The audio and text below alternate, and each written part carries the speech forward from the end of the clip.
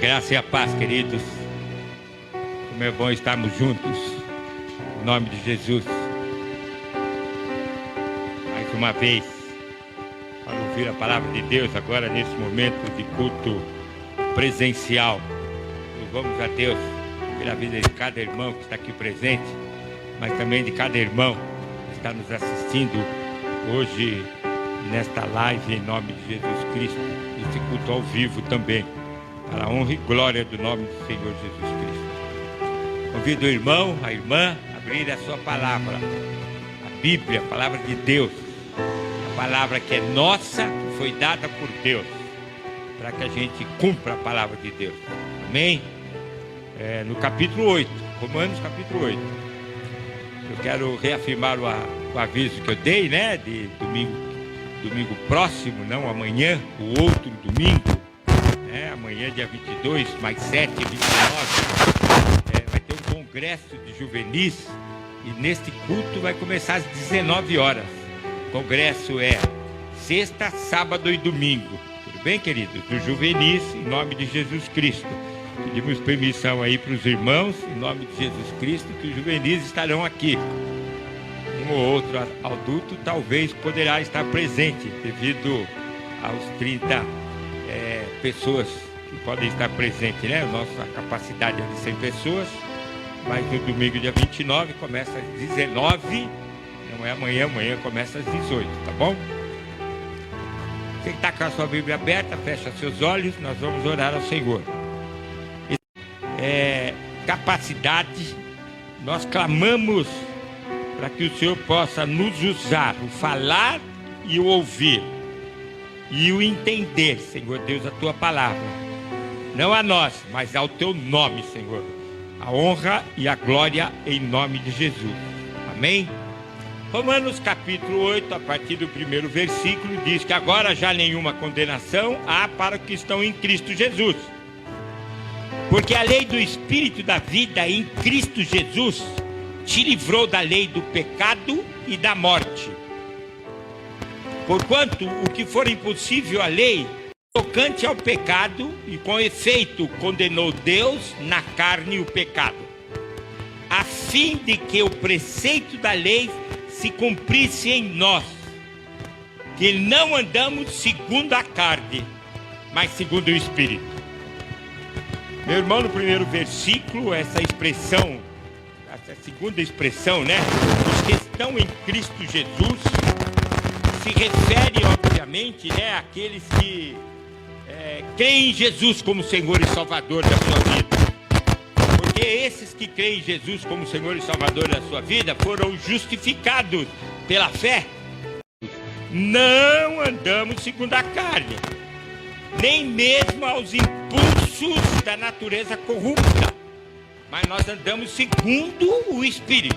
É isso que está dizendo o texto aqui. Mas na primeira expressão, né, na primeira afirmativa, diz que já nenhuma condenação há para esses que creem em Jesus Cristo como Senhor e Salvador. E é Jesus que nos perdoou de todas as nossas iniquidades, de todos os nossos pecados. E se fomos perdoados de todas as nossas iniquidades, de todos os nossos pecados, não há condenação.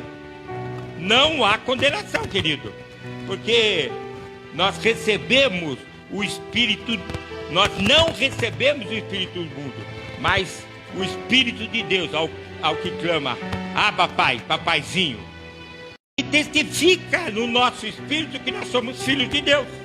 Romanos fala isso, né? Também é uma coisa muito bonita. Mas esse testemunho do Espírito Santo no meu espírito, esse Espírito Santo no seu espírito, né? É um processo que vai ocorrendo na nossa consciência, no nosso pensar, né? E esse processo da nossa consciência e na nossa consciência, ele vai se tornando santo e vai se tornando sincero diante de Deus. E quando nós estamos falando carta aos Romanos que Paulo escreveu, ela é sensacional nesse aspecto, né? E assim eu queria mostrar, pretendo mostrar, né, que o Santo Espírito me capacite, me ajude, né? Quem são os que estão em Cristo Jesus? E esses que estão em Cristo Jesus são aqueles que não andam segundo a carne, mas segundo o Espírito. E também, num segundo momento, quem são esses que em Cristo Jesus, né? Que estão em Cristo Jesus? Nenhuma condenação. Desejo mostrar que o Espírito Santo nos capacite nesse momento, né? Quem são aqueles que estão em Cristo Jesus? Os que estão achados não tendo fé.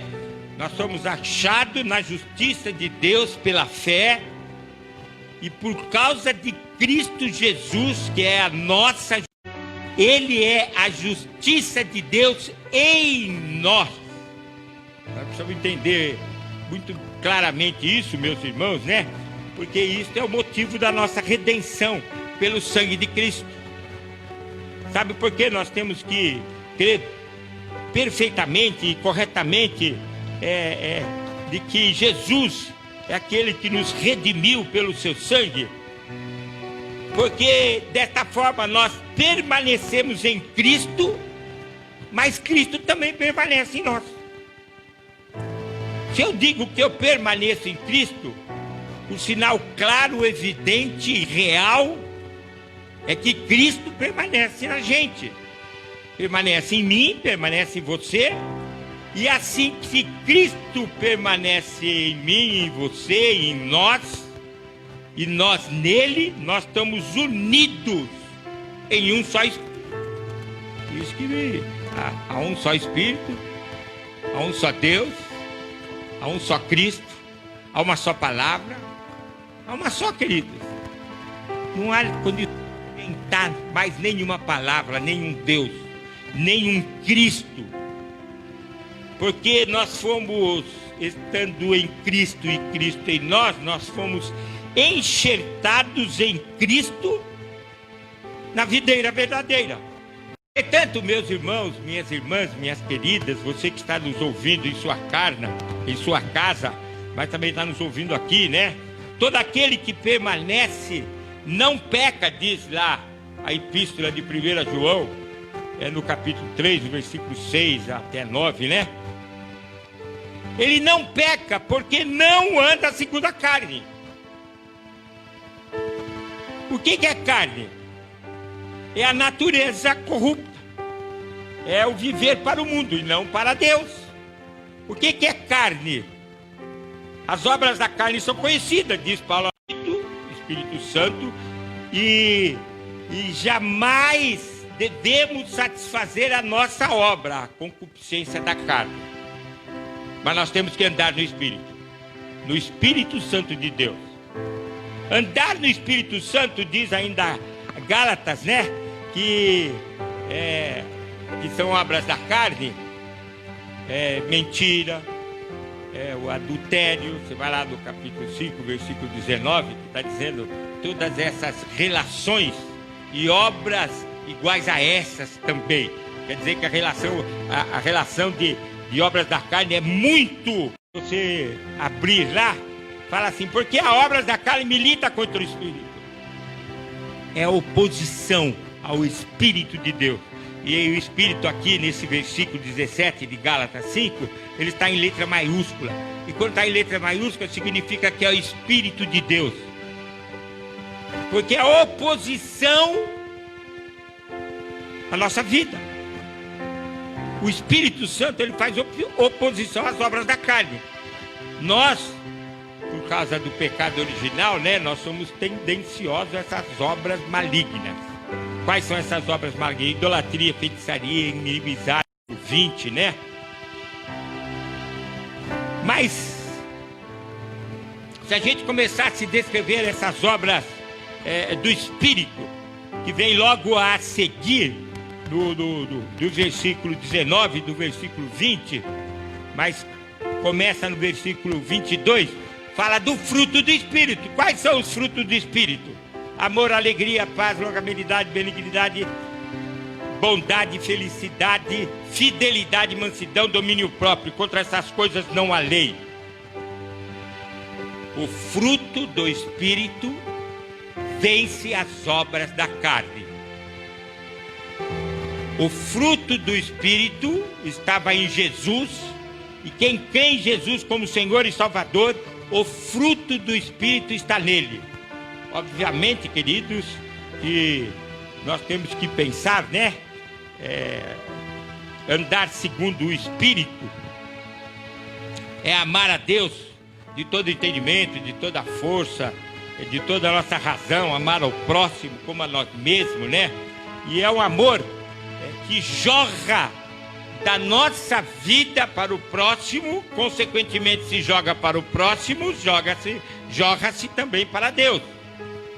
Porque se a gente fala que ama a Deus, diz, volto lá, né, na Epístola de João. Se a gente fala que ama a Deus e não ama o próximo, nós nos fazemos mentirosos.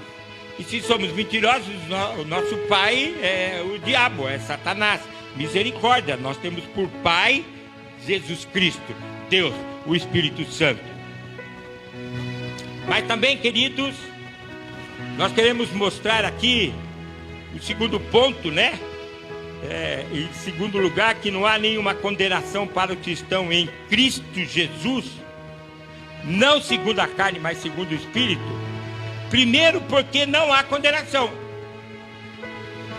É o que diz Romanos, capítulo 1, a primeira afirmativa, a primeira expressão. Se a gente for lá em Romanos, capítulo 8, né? Como nós acabamos de ler logo do início. Não há condenação. Por que não há condenação? Porque o pecado, Deus não nos condena mais pelos pecados passados. É como se esses pecados passados nunca tivessem existido.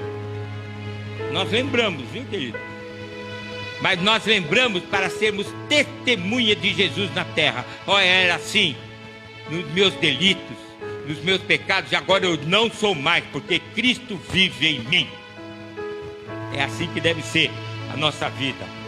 Mas também não há nenhuma condenação no nosso próprio coração, querido. Não há nenhuma consciência de culpa. Você lembra do pecado, você testemunha do pecado, mas o seu testemunho do pecado é assim, olha, Cristo pagou um alto e bom preço pelo meu pecado, por esse pecado que eu tinha. Por isso que eu não tenho mais dor de consciência. Por isso que não pesa mais na minha cabeça, na minha cachola, no meu pensamento, esse pecado do passado. Porque nós não temos mais medo da ira de Deus. Deus não é mais irado conosco. Porque nós nos arrependemos, confessamos, talvez assim, nesse momento, né? Um cristão, ele pode perder de vista a misericórdia de Deus? Pode. Ele pode. Quando que ele pode perder de vista as misericórdias de Deus? Quando ele começa a não mais ver o invisível, a não mais ver o Deus Espírito, a não mais ver o Espírito Santo agindo na vida dele, a não mais ver Jesus realizando a obra a qual Deus enviou à face da... Porque quando nós não vemos mais as misericórdias do Senhor, nós estamos andando em escuridão, e quando nós andamos em escuridão, nós podemos cair não obedecendo mais às leis de Deus. E quando nós não obedecemos às leis de Deus, queridos, o crente que deve ser luz, deve andar na luz, Deus deve brilhar na vida dele, sobre a sua alma, sobre as suas atitudes, o seu palavreado, as suas ações, ele perde essa luz. De Gálatas. E quando ele perde essa luz, querido, é porque ele perdeu a sua fé. E há momentos em que eu creio que muitas vezes nós balançamos na nossa fé. Não vou dizer que ela desaparece totalmente, mas ela fica enfraquecida. Muitas vezes muito enfraquecida. E quando ela fica enfraquecida, querido, à medida que ela se enfraquece, nós podemos cair novamente em condenação. Isso é real, viu, querido? Isso é real. Mas eles não são condenados, porque uma vez que nós transgredimos, é porque nós não estávamos andando mais segundo a carne, mas nós continuamos andando segundo o Espírito. Sabe, querido, no Antigo Testamento, lá nos primeiros livros históricos, você vê que o papai, o ancião, o chefe da família, ele sentava lá, né? Eu acho que ele sentava numa cadeira um pouquinho mais alta que os outros sentavam no chão, os filhos, as noras, netos, sobrinhos e aí por aí afora, né? E ele começava a contar a história de Deus, de como o homem foi criado, cabeça, porque naquela época não existia a escrita. Hoje existe a escrita. Hoje é bom, porque me lembro muito bem aqui, né? Tem alguns aqui que podem falar muito bem a esse respeito. Nós ouvíamos as histórias contadas pelas nossas professoras da escola dominical. Flanelógrafo, né? Hoje tem aí filme, internet, né? O negócio está muito melhor. Inculque a palavra de Deus. Quando eu estou falando de inculcar a palavra de Deus, nós temos que essa palavra de Deus ela está arraigada dentro de nós.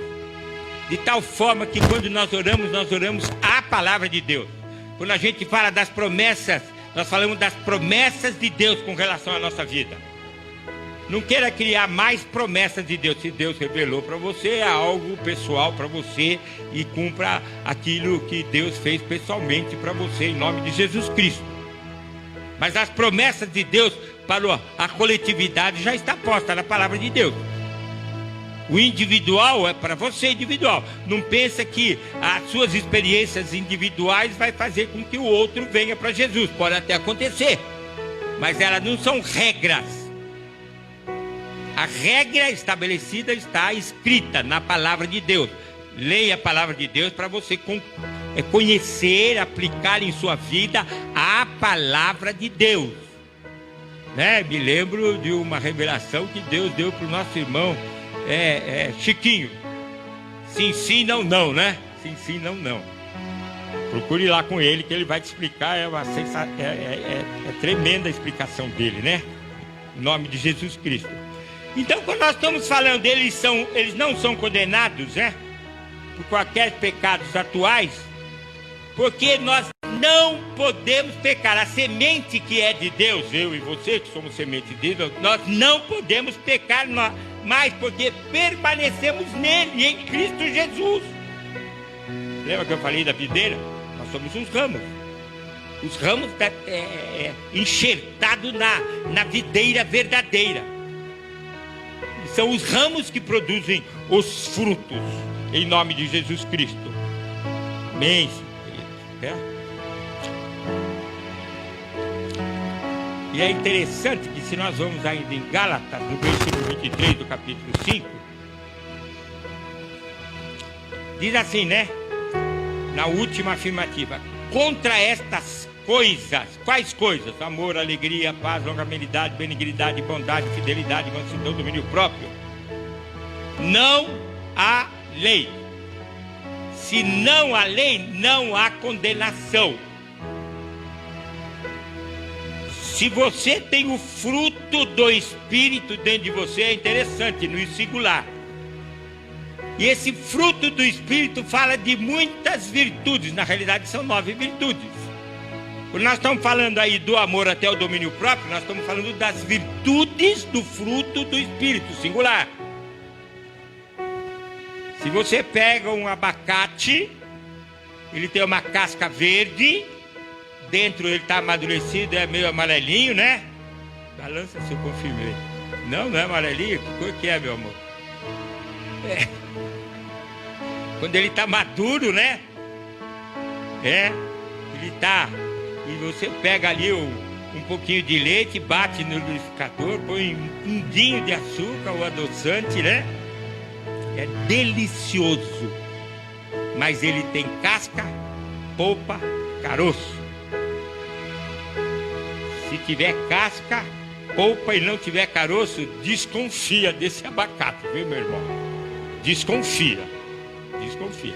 Aqui, o fruto do Espírito, se não tiver as 9 virtudes, desconfia.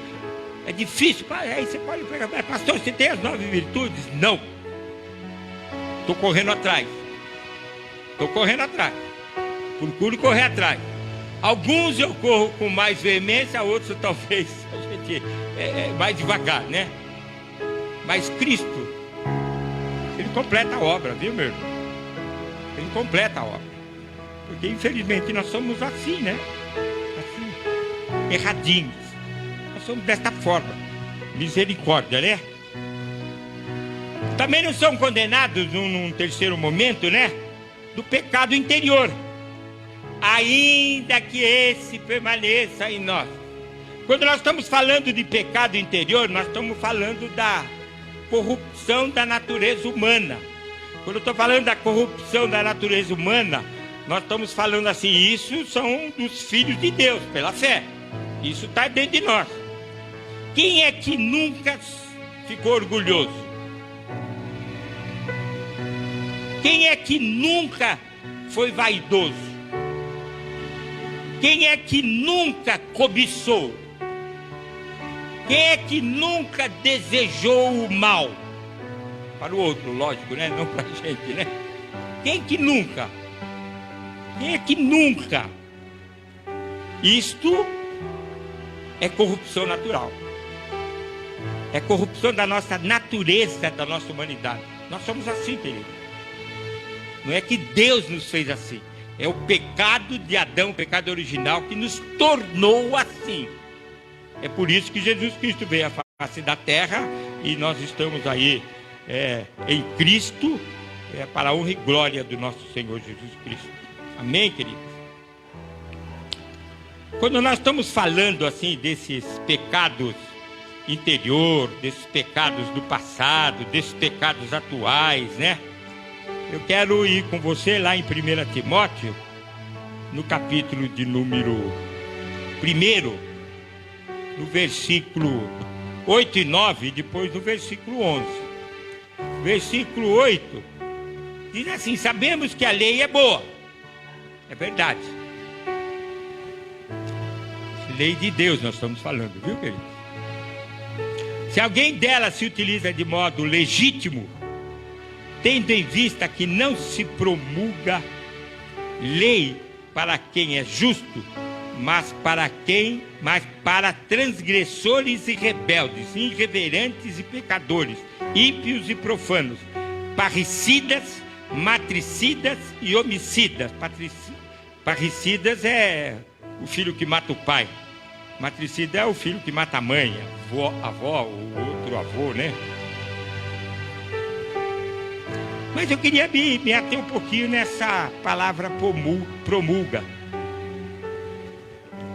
Promulgar, queridos, é publicar uma lei, é publicar um decreto para que ele seja cumprido.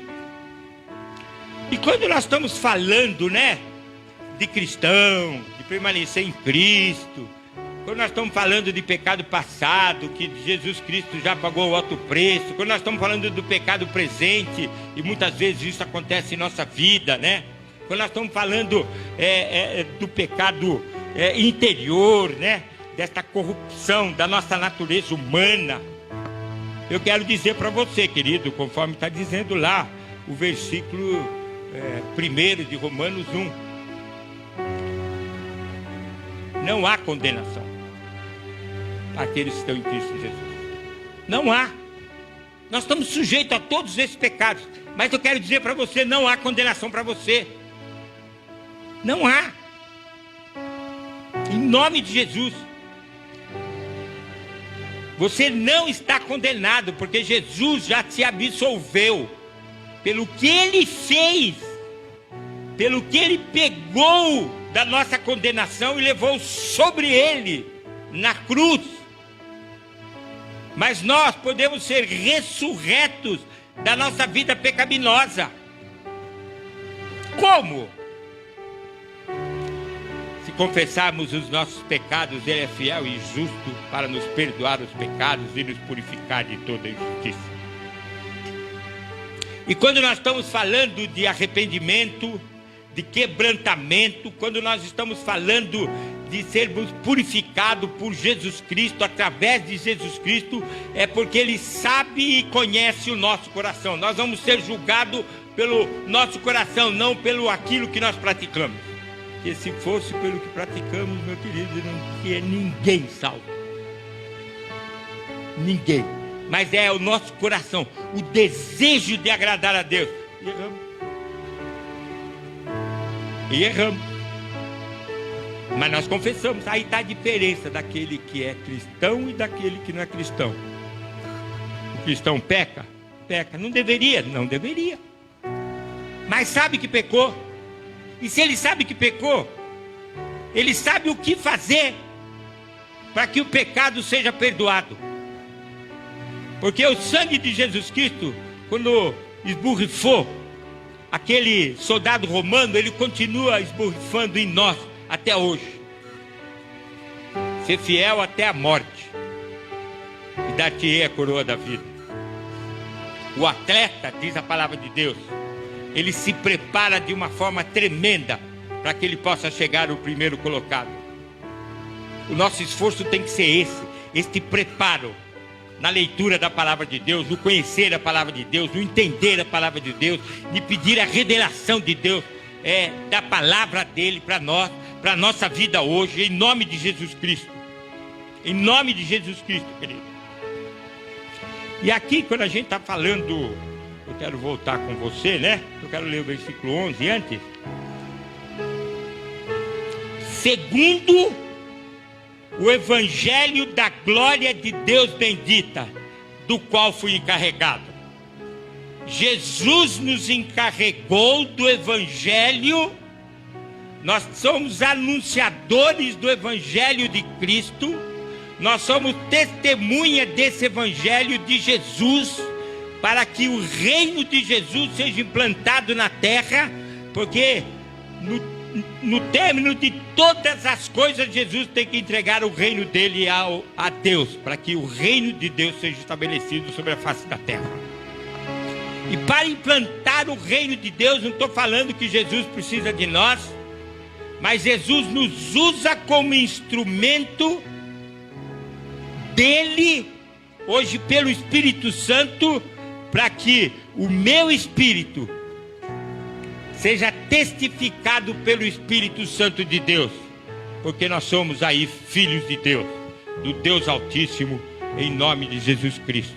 Quando nós estamos falando de promulgar, a palavra de Deus está falando de promulgar a lei já foi promulgada. Você não está condenado em Cristo Jesus, em nome de Jesus. Amém? E lembro lá do livro de Jó, no último capítulo. Nós sabemos que Jó era um homem riquíssimo, um homem que temente a Deus, e Deus autorizou Satanás a mexer nele, no que ele tinha, não nele.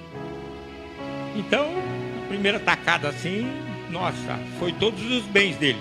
Um homem de muitas posses, perdeu tudo. E ainda perdeu a confiança dos filhos, né? Porque logo depois os filhos resolveram fazer um jantar, né? Só foi o filho, a esposa, os filhos dos filhos, os netos dele, mas Jó não foi convidado. Porque ele estava enfermo, né? Do fio do cabelo até a unha do dedinho do pé. E aí aqueles amigão dos peitos dele, né? Foram lá, não, você está em pecado, você está em pecado, está em pecado. Não estou em pecado, não estou em pecado.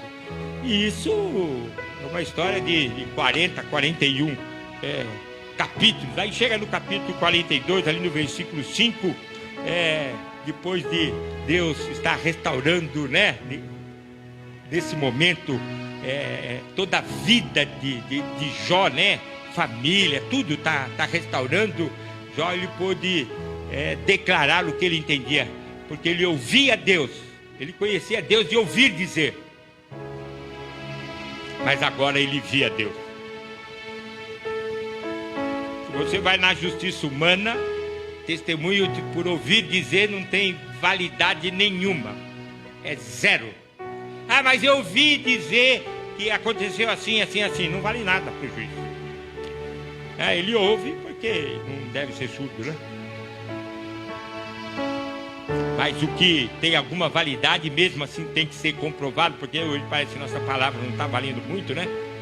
Ele ouve a palavra, eu sou testemunha porque eu estava lá e eu vi isso, o juiz vai comprovar, porque muitas vezes o nosso testemunho não é muito verídico, né? Aquilo que eu vejo, muitas vezes não é aquilo que aconteceu. Nós pegamos parte da coisa. Mas Jó, agora ele passou a entender Deus pessoalmente. Ele teve uma experiência com Deus. E quando ele teve essa experiência com Deus, ele foi um homem diferente. Muito diferente do que ele era. Ele era um homem já muito bom. Mas agora ele é diferente. Agora eu convido você também, se você puder estar indo comigo, lá no livro de Mateus, capítulo 8. E eu quero encerrar nesse texto.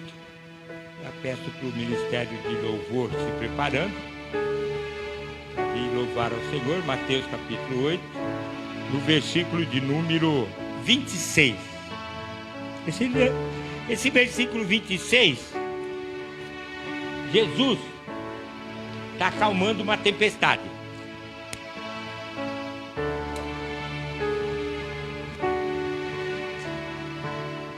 Jesus está dormindo, né? Ele e os discípulos estão lá também no barco, só que Jesus dormindo, e há uma grande tempestade. E os discípulos ficam amedrontados, né? Aí os discípulos foram acordar Jesus, versículo 25. E eles foram acordar Jesus de uma forma bem difícil, né? Acho que gritando, né? Chacoalhando Jesus, porque ele falou assim, né? Eles falaram assim, salva-nos, Jesus, salva-nos, senão nós vamos morrer todos, né? Aí Jesus, eu acho que muito calmamente acordou, né? Ele falou assim, por que vocês são tímidos? Você vai no dicionário, timidez significa, por que você é covarde? Covarde é uma palavra muito forte, né? Mas eu quero usar a palavra covarde. Por que vocês são covardes? Homens de pequena fé.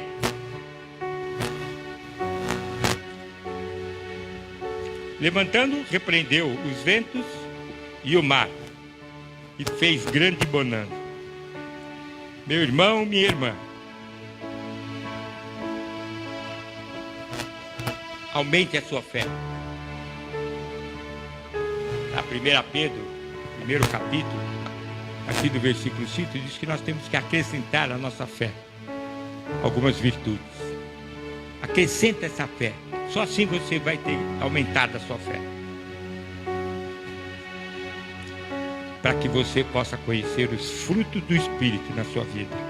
Em nome de Jesus. Amém?